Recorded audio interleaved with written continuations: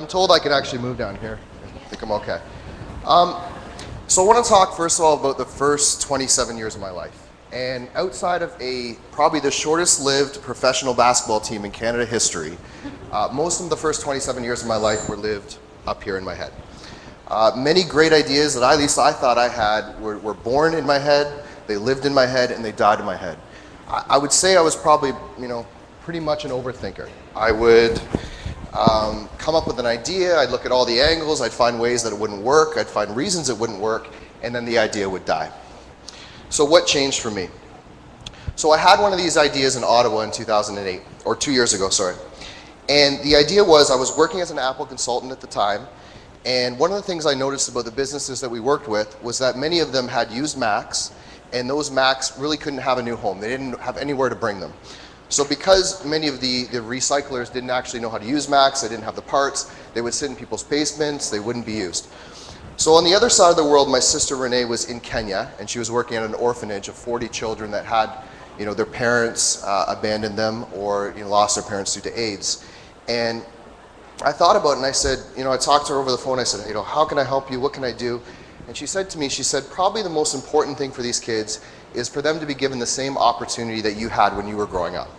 So when I was growing up, my father brought home into my house an old 486 PC. And he put it in the basement. He didn't tell me how to use it. He didn't tell me what to do. He just put it there. And I had the opportunity to learn and use it, and it became a big part of my professional development and a big part of my career as I got older. So I had this idea. I said, I'm going to get these computers and I'm going to bring them to Africa and I'm going to set up a computer lab. So I thought about how am I going to go about doing this, and then I think if you guys have seen, or if I talked at Ignite, and I used the example of Martin Luther King's speech, and a very famous speech, and I said, what would happen if he went up there and said, I have a plan? It wouldn't have had the same impact. And you think about the wording and what he used when he said he had a dream, and I thought, there's something to this. So I went into work with a dream instead of a plan. We had a bunch of computers that were sitting on the floor at our office, and I said, those computers are going to an orphanage in Kenya. And I got all the objections, wait, how are we going to get them over there? I said, I don't know. They said, well, who's going to bring them over? I said, well, I think I'll bring them over. I said, well, when are you going to take time off work? So I have no idea when I'm going, but this is it. So I think everyone saw how determined I was. They saw that I had a dream. They didn't care about the plan. And they went over and they put my name on those Macs and said, Matt, you know what? We're going to help you. How are we going to get them to Africa?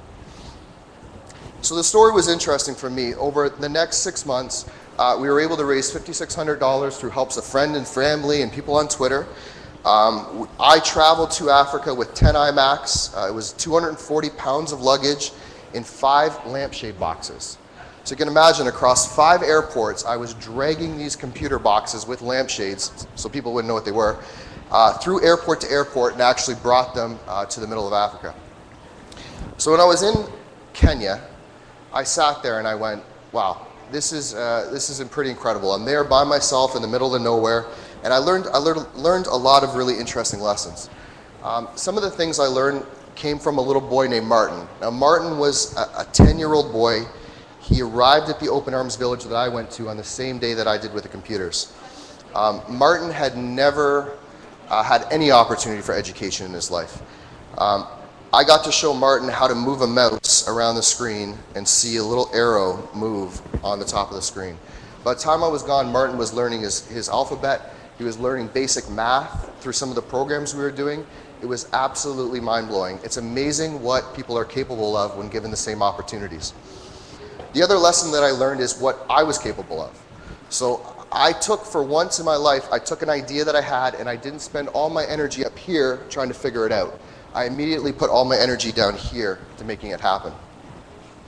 So what did I do when I came back? I started to apply these same lessons that I had from Africa to my social life and to my business life. I started to go to events. I found things like Sprout Up. I found things like social media breakfast that we talked about. I found things like Gen Y Ottawa. And I didn't think about what am I going to say, who am I going to meet, how many business cards do I have. I just said, I'm just going to go and see what happens. So I started to do these events. I started meeting people from Twitter. I started meeting people at the events. And for the first time in my life, I started to really feel connected to a community. So what did I do after that? I left. I left Ottawa and I came to Kitchener. Thank you. And when I came to Kitchener, you know, it was amazing. I've been to Kitchener just over a year now. And it was incredible how many amazing people I met. I used the same philosophy. I went to those same events I found here in Kitchener. I talked to people on Twitter. And there was a couple people that made this transition. It was unbelievable how easy it was for me to move from Ottawa to Kitchener. The two people I want to talk about are in this room right now. One of them, if you've ever searched for real estate in Kitchener, you'll think this guy's spamming all of Google. Benjamin Bach, when I came down here, I looked up Ben. Give an applause, yeah. So when I came down here, I was looking for condos, and I searched and I found Ben, and I went, oh, wow, this guy's all over this. And I called him and I sat down, and Ben has been so instrumental in introducing me to people when I got down here. Most of the connections I've made have been in one way, shape, or another from Ben introducing.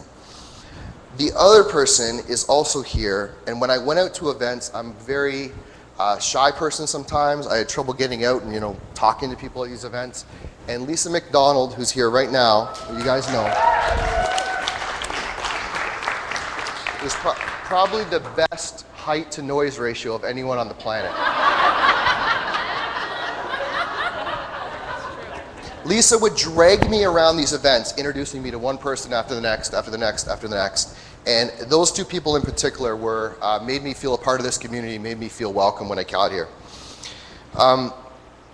For me, the big lesson that I learned, and one that I've applied through social media and learned through social media, was take that energy that you have up here and transfer it down here. I've taken on a kind of a new personal life motto, and that is to think less and move more. And I think for everyone here in this room, I think it's a great opportunity to learn from that. Go out, do whatever you want to do, live your dreams. Don't think about the plan. Don't worry about how you're going to get there. Just get out there and do it. This has been an incredible opportunity here at 140. I'm shocked that, you know, a year into this, I'm getting a chance to speak at such an awesome event like this. Thank you everyone for coming out, and thank you.